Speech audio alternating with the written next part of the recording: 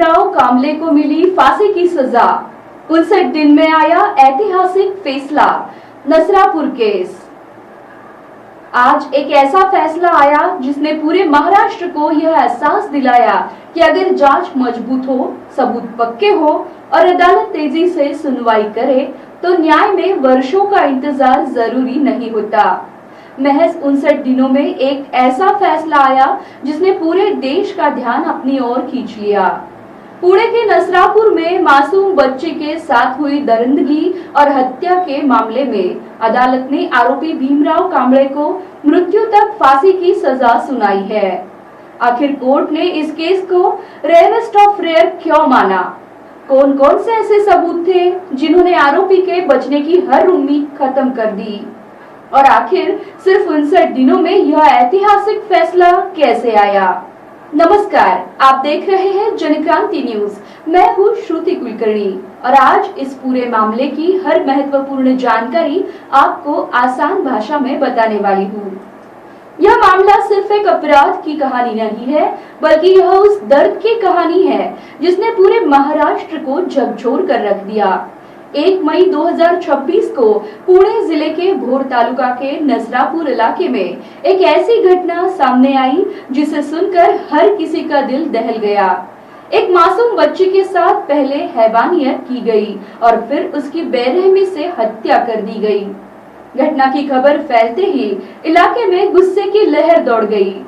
लोगों की एक ही मांग थी कि आरोपी को ऐसी सजा मिले जो आने वाले समय में अपराधियों के लिए सबसे बड़ा संदेश बने। पुलिस ने बिना समय गवाए जांच शुरू की और अगले ही दिन यानी 2 मई को आरोपी भीमराव कांबले को गिरफ्तार कर लिया। गिरफ्तारी के साथ ही उस पर अपहरण, दुष्कर्म और हत्या जैसी गंभीर धाराओं में मामला दर्ज किया गया। लेकिन यह सिर्फ गिरफ्तारी का मामला नहीं था। असली चुनौती थी अदालत में ऐसे पक्के सबूत पेश करना जिनके सामने आरोपी का बचाव टिक ही न सके। जांच एजेंसियों ने शुरुआत से ही इस केस को बेहद गंभीरता से लिया। घटनास्थल से मिले हर छोटे बड़े सबूत को वैज्ञानिक तरीकों से सुरक्षित किया गया। पोस्टमार्टम रिपोर्ट, फॉरेंसिक जांच, डीएनए सैंपल, सीसीटीवी फुटेज, प्रत्यक्ष और परिस्थितिजन्य साक्ष्य, हर पहलू पर अलग अलग टीमों ने काम किया। जांच अधिकारियों ने आरोपी को घटनास्थल पर ले जाकर पूरी घटना का पुनर्निर्माण भी कराया ताकि सबूतों की कड़ी और मजबूत हो सके। यही वजह रही कि जांच के दौरान एक भी महत्वपूर्ण कड़ी कमजोर नहीं पड़ी।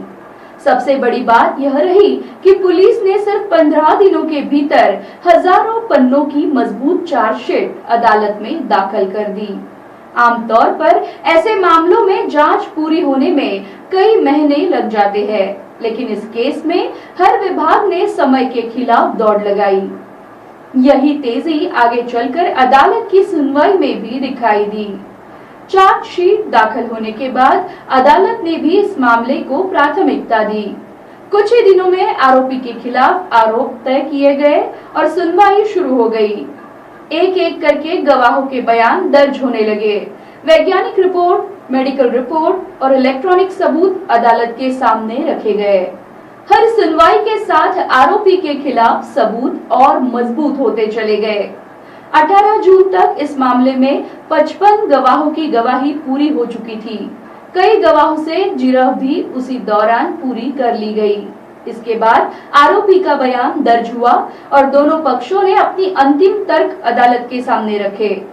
सरकारी पक्ष ने साफ कहा कि यह कोई सामान्य अपराध नहीं है, यह समाज की अंतरात्मा को झकझोर देने वाला अपराध है और ऐसे मामले में सबसे कठोर सजा ही न्याय कहलाएगी। 25 जून को अदालत ने भीमराव कांबले को दोषी करार दे दिया, लेकिन सबसे बड़ा सवाल अभी बाकी था। क्या उसे उम्र कैद मिलेगी या फांसी? पूरे महाराष्ट्र की नजर अब 29 जून पर टिक गई थी, जब सजा का ऐलान होना था। अदालत के बाहर भारी भीड़ थी, पीड़ित परिवार भी मौजूद था और हजारों लोग इस फैसले का इंतजार कर रहे थे। जब विशेष न्यायाधीश एस आर सालुंखे ने फैसला पढ़ना शुरू किया तो अदालत में सन्नाटा छा गया। उन्होंने कहा कि सरकारी पक्ष ने सर्वोच्च न्यायालय के कई ऐसे फैसलों का हवाला दिया है जिनमें अत्यंत क्रूर अपराधों में मृत्यु दंड दिया गया था। अदालत ने इस मामले में अपराध की क्रूरता, पीड़िता की असहाय स्थिति, आरोपी के व्यवहार, समाज पर पड़े प्रभाव और उपलब्ध सभी वैज्ञानिक व परिस्थितिजन्य सबूतों का विस्तार से अध्ययन किया। कोर्ट ने माना कि आरोपी ने पूरी योजना के साथ अपराध को अंजाम दिया। पीड़िता खुद का बचाव करने की स्थिति में नहीं थी। अपराध के बाद भी आरोपी का व्यवहार किसी तरह का पछतावा नहीं दिखाता था। अदालत ने यह भी माना कि आरोपी का आपराधिक इतिहास उसके खिलाफ एक महत्वपूर्ण पहलू है। पहले भी उस पर गंभीर आरोप लग चुके थे, जिससे यह स्पष्ट होता है कि उसके अंदर सुधार की संभावना बेहद कम है। सरकारी वकीलों ने अदालत को बताया कि आरोपी ने केवल अपनी वासना पूरी करने के लिए यह जघन्य अपराध किया। पीड़िता के शरीर पर कई गंभीर चोटों के निशान मिले। मेडिकल और फॉरेंसिक रिपोर्ट ने भी इस बात की पुष्टि की कि अपराध अत्यंत क्रूर और अमानवीय था। अदालत ने इन सभी तथ्यों को ध्यान में रखते हुए कहा कि यह मामला उन चुनिंदा मामलों में आता है जिन्हें कानून की भाषा में रेयरेस्ट ऑफ रेयर कहा जाता है।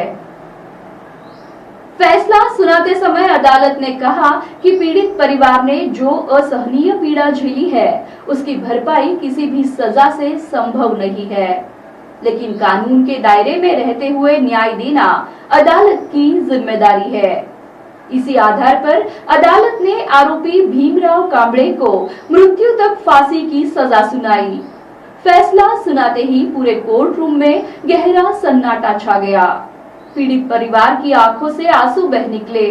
कई लोगों ने इसे न्याय की जीत बताया, जबकि अदालत ने भी साफ संदेश दिया कि ऐसे अपराधों के प्रति कानून किसी भी तरह की नरमी नहीं दिखा सकता। लेकिन इस पूरे मामले का सबसे बड़ा सवाल अभी भी बाकी है। आखिर ऐसा क्या हुआ कि सिर्फ 59 दिनों में जांच भी पूरी हुई, सुनवाई भी खत्म हुई और फैसला भी आ गया? किन अधिकारियों ने दिन रात काम किया? किस तरह पुलिस, फॉरेंसिक टीम और अदालत ने मिलकर एक मिसाल कायम की? यही पूरी कहानी हम आपको अगले भाग में बताएंगे। अब आप हमें कमेंट करके जरूर बताइए कि इस ऐतिहासिक फैसले पर आपकी क्या राय है।